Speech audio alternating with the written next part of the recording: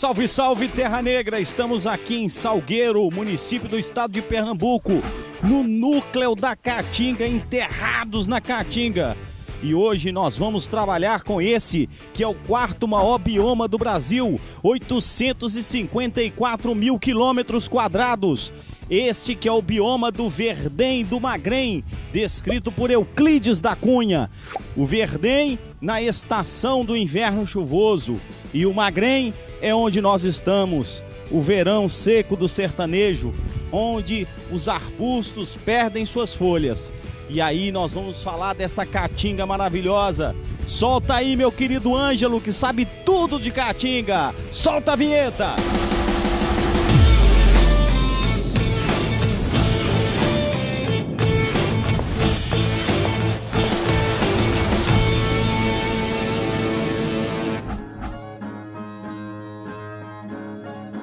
Cantando galope, falo do sertão, das coisas que vejo nessa minha terra. O sol queimador, o cabrito que berra, a galinha, o guiné, o peru e o capão. Vaqueiro aboiando no pé de um mourão, sanfona gemendo, um galega a tocar. Uma soca-soca só pra eu caçar, uma baladeira de grossa furquia. Silêncio total no pingo da meio-dia, nos 10 de galope na beira do mar. Salve, salve, Terra Negra! Estamos aqui agora no meio da Caatinga para mostrar a importância desse bioma. Caatinga, a palavra vem do Tupi-Guarani, significa mata branca. O motivo? No período de seca, a gente pode ver que ela fica meio branca mesmo, porque as folhas, as plantas caem e somente vai sobrar uma vegetação em dormência. Mas aqui dentro, ó, a gente mostra que ainda existe vida. A vida resiste na Caatinga. É bacana pra caramba a gente entender que a paisagem, apesar de parecer pobre, se a gente por acaso sai do macro e começa a ir pro micro e começa a observar mais, com mais cuidado, a gente vai perceber que aqui existe muita biodiversidade. Dos ambientes áridos e semiáridos do mundo, quando comparados com a Caatinga, eles perdem muito em biodiversidade. A Caatinga tem no mínimo o dobro de biodiversidade que esses locais. Por isso, então, devemos preservá-la, devemos conhecê-la. E hoje nós vamos começar a fazer um giro por aqui. Vamos entender como é a Caatinga e o que existe aqui. São conhecidas 1.500 espécies de plantas aqui na Caatinga, sendo que 380 são endêmicas, o que indica uma evolução independente. Quando você compara com a Amazônia, com a Mata Atlântica, parece que a biodiversidade é baixa, mas não, essa biodiversidade é incrível. Além disso, encontramos na Caatinga 1.081 espécies de animais vertebrados. Quando eu falo vertebrado, estou falando de peixe, anfíbio, réptil, ave e mamífero. E, às vezes, a gente pode pensar como que um anfíbio com aquela pele permeável consegue sobreviver na Caatinga. São estratégias. Por exemplo, tem um anfíbio que ele fica ativo para reproduzir apenas uma semana por ano. O resto do período, ele fica enterrado. Ele cava um buraco no solo de 1,5 metro e fica ali esperando o momento ideal, o momento das chuvas.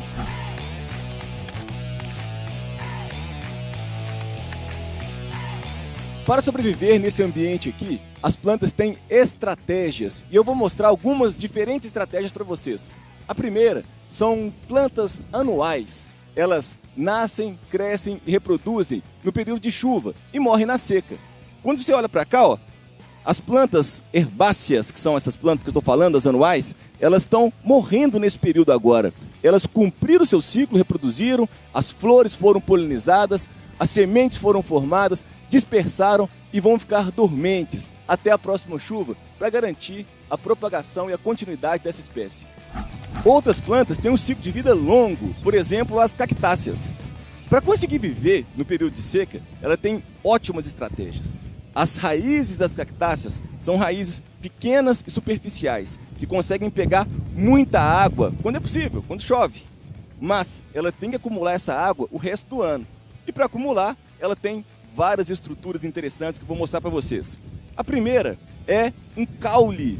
Esse caule dela aqui, ó, é um caule que tem muito parênquima, chamado parênquima aquífero. Se eu faço um corte aqui, ó, eu mostro para vocês que aqui dentro tem água. Ela armazena bastante água. Dá uma olhadinha, velho.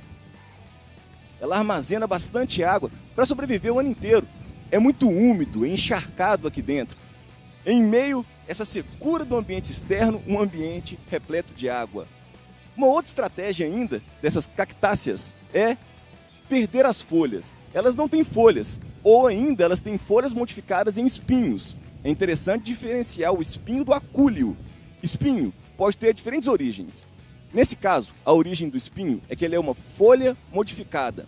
Alguns espinhos, eles são do caule, mas para ser espinho tem que ter vaso condutor de seiva. Tem xilema, tem floema. É diferente dos acúleos das roseiras. Nas roseiras nós encontramos projeções da epiderme, a última camadinha que reveste a planta, não sendo então espinho. Aqui os espinhos, eles são interessantes porque eles diminuem muito a superfície de contato com o meio, diminuindo também a perda de água. Mas você pode estar pensando, se ela não tem folha, como que ela faz fotossíntese? Observe, esse caule aqui é verde. E além de ser verde, ele tem clorofila por ser verde.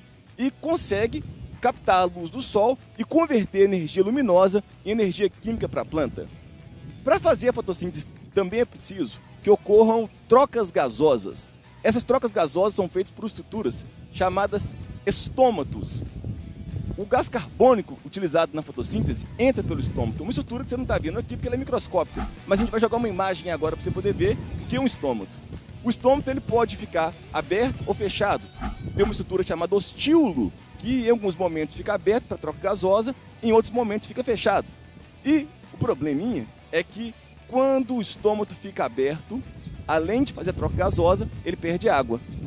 Aqui nesse ambiente, abrir o estômato no momento de secura, de sol, seria a morte. Por isso, essas cactáceas elas têm uma estratégia. Elas são plantas chamadas de plantas MAC, metabolismo ácido das crassuláceas. Ela não é uma crassulácea, ela é uma cactácea, mas o metabolismo é de crassulácea. Ela fecha o estômato agora durante o dia, não perde água e ela vai abrir os estômatos à noite. Quando ela abre o estômago, ela pega o gás carbônico da atmosfera, acumula num ácido chamado ácido málico. E esse ácido málico, durante o dia, devolve o CO2 para que a planta possa fazer a fotossíntese e sintetizar os seus carboidratos. Plantas diferentes possuem estratégias de sobrevivência diferentes. Aqui agora, ao lado de uma planta arbórea, que não tem aquela capacidade de abrir o estômago durante a noite, como as cactáceas, mas ela tem uma outra estratégia. No período da seca, quando a coisa aperta, ela perde as folhas. São plantas chamadas caducifólias. E, perdendo as folhas, elas também perdem os estômatos, estrutura que faz troca gasosa e por onde ocorre a evapotranspiração. Sem folha nenhuma, ela não perde água, mas ela tem que entrar num estágio de dormência. Ela diminui seu metabolismo e sobrevive daquilo que acumulou nos outros períodos do ano. Essa é uma das estratégias de plantas arbóreas. Outras plantas arbóreas têm estruturas bem interessantes. Nas raízes de algumas plantas arbóreas podemos encontrar xilopódios, que são batatas que ficam cheias de água e, por acaso, acumulam até 1000 litros de água para essa planta sobreviver no período da seca. Essas plantas são fundamentais para a biodiversidade. Pra vocês terem uma noção, um umbuzeiro, a gente vai mostrar um umbuzeiro de perto. Ele tem esse tipo de estrutura e ele gera flor, ele solta sua flor no período mais seco do ano, contribuindo para a sobrevivência de polinizadores, de abelhas, por exemplo. Existe uma interação muito grande entre os seres vivos. Se você mata um, outro morre, outro morre. Se por acaso a gente destrói todos os umbuzeiros aqui dessa região, as abelhas também desaparecem, algumas espécies de abelhas desaparecem. Portanto, é muito importante entender a biodiversidade e, além da biodiversidade, as interações entre os seres vivos. Assim, a gente consegue ter uma dinâmica de preservação muito mais eficiente.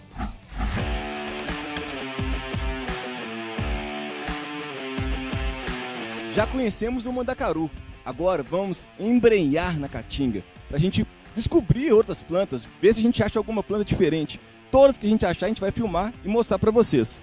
Eu quero que a gente consiga perceber que esse ambiente é diverso, e mesmo que as cactáceas, existem várias. Vamos procurar e vamos ver quais são as cactáceas encontradas aqui nessa região riquíssima, linda.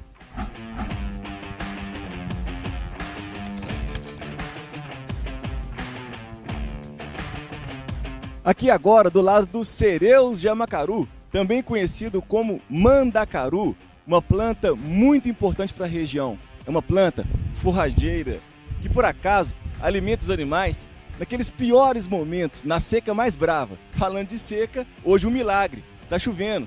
Tinha muito tempo que não chovia nessa região e hoje trouxemos a chuva para o sertão. Olha que beleza! Além disso, quando eu vou fazer uma análise dessa planta aqui, eu posso pensar que ela tem raízes bem rasas, ramificadas para conseguir pegar essa água que está caindo agora, por exemplo. Além disso, ela possui aquele parênquima aquífero que eu mencionei para armazenar água, espinhos e uma flor branca. A flor branca só abre durante a noite e é polinizada por mariposas e por morcegos. Uma coisa bem interessante é que eles falam que o mandacaru solta sua flor antes das chuvas. Na verdade, ele solta a flor no início das chuvas. É um processo bem interessante, ecológico. Ele se antecipa. O momento que a planta mais vai gastar energia é na produção de seus frutos, que são fundamentais para dispersar suas sementes.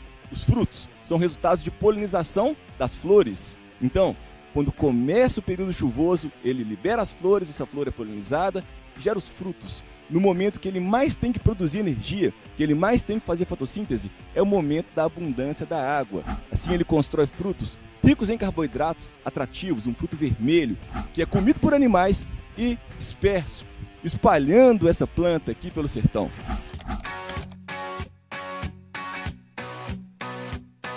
Essa aqui, ó, chama xique-xique. A espécie é Pilosoceros gooneu. Muitas pessoas confundem o xique-xique com o mandacaru, mas tem algumas diferenças bem fáceis de serem observadas. Por exemplo, os espinhos deles são mais longos, mais duros, e essas reentrâncias, esses incrustamentos que ele tem aqui, são menores. Eles chamam isso de canela. A canela aqui é menor do que a canela do mandacaru, que lembra muito uma carambola.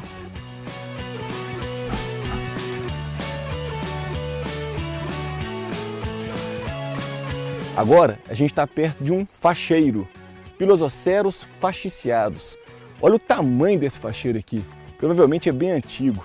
E também é uma cactácea, uma outra planta muito bacana e encontrada na Caatinga.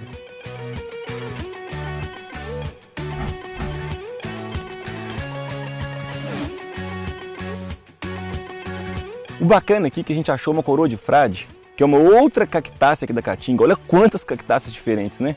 E o bacana também é que ela está com fruto. Ela é uma angiosperma. As angiospermas são plantas que possuem flores coloridas, chamativas e frutos. É o caso dessa cactácea aqui. Esse frutinho, vou tirar um aqui, ó.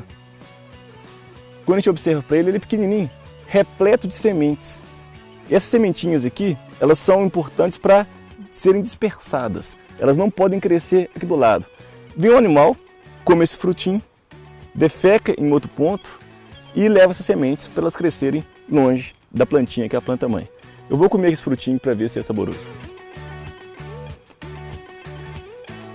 Gostoso, colorido, saboroso, um ótimo atrativo. Essa aqui, pessoal, é conhecido como rabo de raposa. A Rojadoa rodanta é a espécie dela. Olha que coisa bacana. Eu te mostrei várias cactáceas diferentes. Ela é ornamental porque o espinho, esse espinhozinho aqui dela, dificulta muito a alimentação de animais.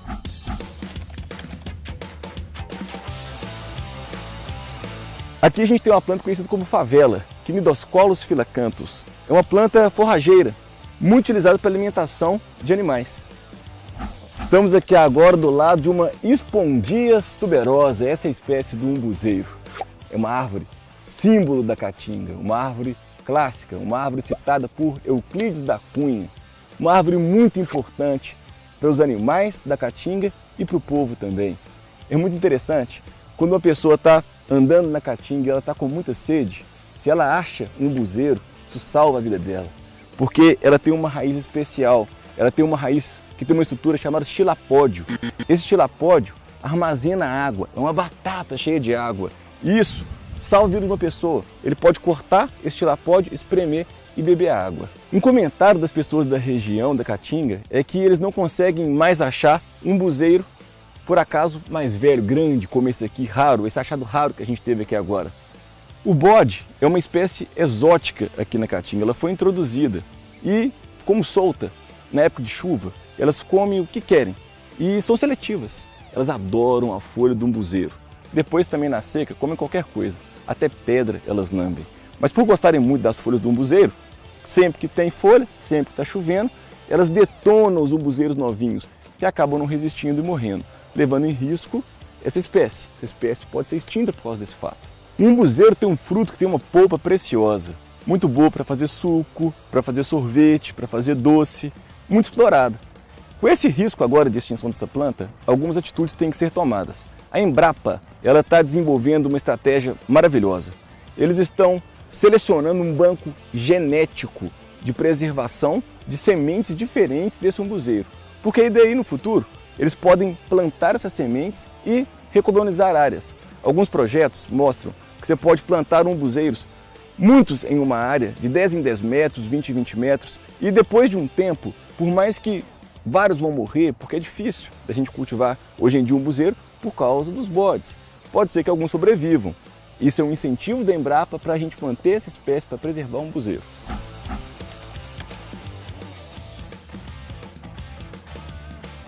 Essa aqui é uma Comífora leptoflorus, mais conhecida como umburana de camão. Um caso curioso sobre ela é que essa madeira, dura pra caramba, era muito utilizada para fazer carranca. As carrancas que eram usadas nas embarcações como um símbolo para espantar os maus espíritos. Então era uma árvore muito procurada. Por isso agora ela tem que ser muito protegida, pois várias dessas já foram destruídas e muita gente ainda quer. Muita gente busca esse tipo de planta, esse tipo de árvore para poder fazer a carranca. E a gente está do lado de uma Schinopsis brasiliensis, a baraúna. Vocês acham que na Caatinga só tem espécies arbustivas? Não, também tem espécies arbóreas. Olha o tamanho dessa aqui, ó. Ela é madeireira, muito explorada, também por isso correndo risco de extinção.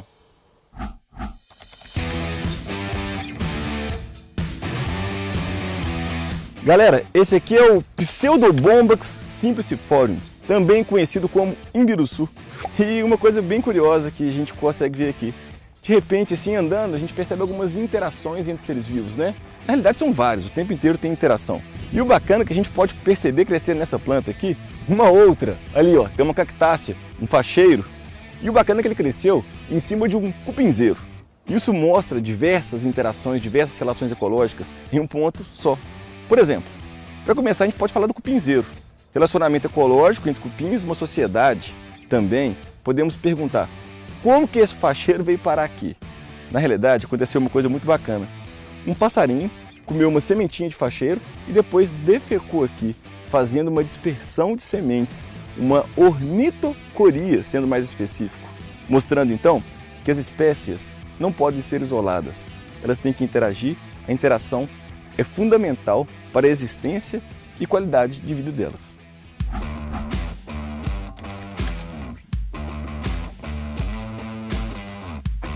Você tem hoje um conjunto de tecnologias, tem um processo permanente de mobilização e de apropriação de conhecimento sobre o bioma Caatinga que ajuda exatamente a se adaptar a essa região. Já tem aí universidade, como a Universidade Federal Rural de Pernambuco, estudando essências da Caatinga para o uso medicinal, conhecimentos que vêm tradicionais dos rezadores, dos benzedores, das parteiras aqui dessa região, que hoje está começando a embrionar alguns trabalhos dentro das universidades e dos órgãos de pesquisa para comprovação, e é incrível como está se comprovando, aquele conhecimento tradicional que a gente entende que é também ciência, às vezes a academia, né, e os órgãos de pesquisa não querem entender isso como ciência, mas é uma ciência sim, e é uma ciência que vem da vida, vem da vivência. O que é a ciência, senão a busca de qualidade de vida para as pessoas, para a humanidade? Então, se esses conhecimentos traz soluções para problemas da sociedade, então os conhecimentos tradicionais, eles são sim ciências, e a posição nossa da sociedade civil perante a Convenção de Combate à Desertificação, e o governo brasileiro também tem levado, né, de valorizar os conhecimentos das populações tradicionais, sendo a Caatinga um patrimônio exclusivamente brasileiro. Depois de muito rodar por aqui, nós percebemos que as plantas são muito mais adaptadas do que resistentes. A resistência, ela vem da adaptação. Aqui na Caatinga, um bioma exclusivo do Brasil, nós temos plantas adaptadas Humanos adaptados, animais adaptados. Existe uma grande diferença entre resistir e adaptar. Vimos humanos que resistem à seca, sofrem, têm muita dificuldade de sobreviver. E também conseguimos perceber humanos adaptados. Olha que coisa bacana, existe aqui na Caatinga já uma agricultura chamada agricultura sintrópica, onde a qualidade de vida é ótima. A grande diferença de ser adaptado e resistente está no conhecimento, na educação, que tem que ser difundida. Todos devem ter acesso a isso para melhorar a qualidade de vida. Um grande abraço.